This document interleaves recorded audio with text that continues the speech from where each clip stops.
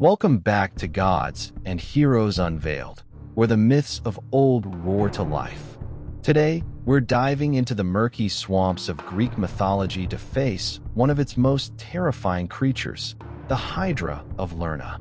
Picture a beast with multiple serpent heads, each one hissing with venomous fury, a monster so deadly that even the air around it could kill. This isn't just a tale of scales and fangs. It's a story of heroism, terror, and the eternal struggle between man and monster. Known as the Lernaean Hydra, this creature slithered its way into legend as one of Hercules' greatest foes, a challenge that tested the mightiest hero of Greece. From its shadowy origins to its epic showdown and the echoes it left in history, we're about to unravel the full tale of this mythological nightmare. So, brace yourself for a journey into the abyss. Subscribe and hit that bell if you're ready for more epic adventures every week. The Hydra of Lerna, Lernaean Hydra, Mythological Bestiary. 1. The birth of a monster, origins of the Hydra. In the twisted family tree of Greek mythology, the Hydra of Lerna was born from darkness itself. This monstrous serpent was the offspring of Typhon, a storm giant with 100 dragon heads, and Echidna, the half-woman, half-snake mother of beasts. Together, they spawned a brood of horrors, Cerberus, the Chimera, and the Sphinx among them. But the Hydra stood out as a uniquely fearsome creation. Said to dwell in the swamps near Lerna, a place shrouded in miasma and mystery, the Hydra guarded an entrance to the underworld, its lair a festering pit of death. Ancient poets described it with a writhing mass of heads, some say 5, others 9, and a few whisper of countless more, each dripping with poison so potent it could fell a man with a single breath. What made it truly nightmarish, though, was its curse: sever one head, and 2 more would sprout in its place, a regenerative terror that defied all logic. Raised by Hera, Zeus' vengeful wife, the Hydra wasn't just a random beast. It was a weapon forged to torment her hated stepson, Hercules. Its very existence was a challenge, a living trap set in the mire, waiting for a hero bold enough, or foolish enough, to face it. The stage was set for a legend that would echo through the ages. 2. The second labor, Hercules versus the Hydra. The Hydra's tale reaches its peak in Hercules' second labor, a task born from divine spite. Ordered by King Eurystheus under Hera's influence, Hercules was sent to slay the beast as part of his 12 labors, a penance for past sins.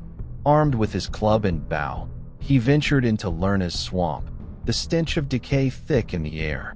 As he approached, the Hydra reared up, its head snapping and venom spitting, a grotesque symphony of death. Hercules struck first, lopping off a head with a single blow, but his triumph turned to shock as 2 new heads burst forth, more ferocious than before. Blow after blow, the monster grew stronger, its regeneration outpacing his strength. Thinking fast, Hercules called on his nephew Iolaus, who lit a torch and seared the stumps after each cut, cauterizing the wounds to stop the regrowth. Together, they hacked and burned, the swamp echoing with the Hydra's shrieks.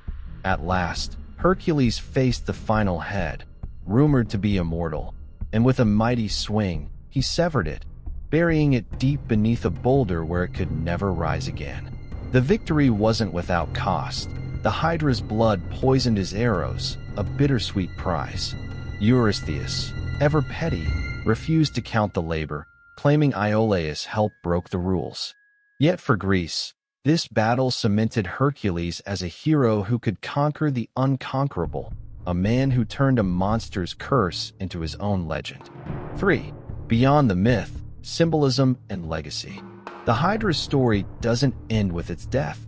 It lives on as a symbol of resilience and struggle. To the Greeks, it embodied chaos, a foe that grew stronger with every wound, mirroring life's endless challenges. Cutting one head only to face 2 more became a metaphor for problems that multiply when poorly faced. Much like Hercules, one needed cunning, not just brute force, to prevail. Its venomous nature warned of hidden dangers, a reminder that even small threats could prove lethal. Beyond Greece, the Hydra slithered into art and language. Renaissance painters depicted it as a dragon-like terror, while today we speak of Hydra-headed problems in politics or war. Scientists even named a tiny, regenerative sea creature after it, honoring its mythic ability to regrow.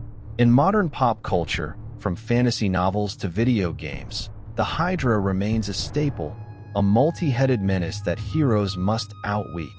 Its ties to Hercules link it to the eternal battle between order and disorder, a tale that resonates across centuries. The Lernaean Hydra wasn't just a monster. It was a mirror reflecting humanity's fears and triumphs, proving that even the most fearsome beasts leave a legacy worth remembering. Outro.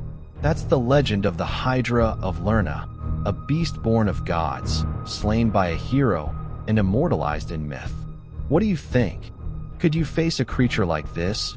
Or is its legacy scarier than its heads? Drop your thoughts in the comments.